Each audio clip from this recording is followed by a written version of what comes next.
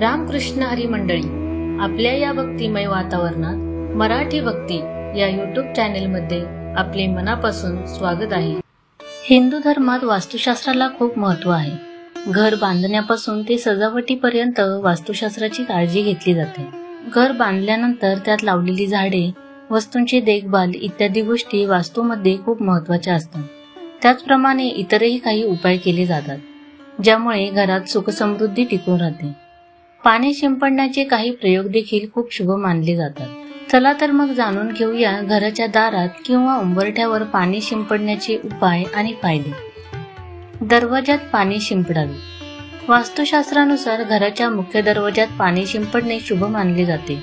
असे मानले जाते की दररोज सकाळी लवकर उठून स्नान केल्यानंतर घराच्या मुख्य दरवाजावर तांब्याच्या कलशात पाणी शिंपडावे।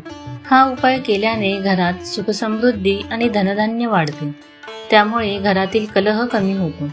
घरातून नकारात्मक ऊर्जा निघून जाते।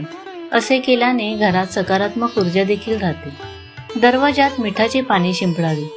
वास्तुशास्त्रानुसार आठवड्यातून एकदा घराच्या मुख्य दरवाजात मिठाचे पाणी शिंपडावे।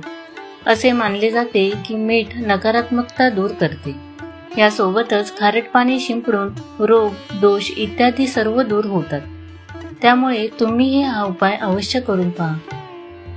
दारात हळदीचे पाणी शिंपडावे। वास्तुशास्त्रानुसार घराच्या मुख्य दरवाजावर हळद मिसळलेले पाणी शिंपडणे खूप शुभ मानले जाते। रोज सकाळी उठल्यावर आंघोळ करून तांब्याच्या कलशात पाणी भरून त्यात चिमूटभर हळद टाकावी। त्यानंतर हे पाणी मुख्य दरवाजाच्या दोन्ही बाजूला शिंपडावे। असे केल्याने आजूबाजूचे वातावरण निरोगी राहते, तसेच घरात धनसंपत्तीची कमतरता भासत नाही। अशा प्रकारे आपण वास्तुदोष दूर करण्यासाठी घराच्या उंबरठ्यावर रोज पाणी शिंपडावे। असे केल्याने घरातील सुखसमृद्धी टिकून राहते। दिलेली माहिती धार्मिक श्रद्धेवर आधारित आहे।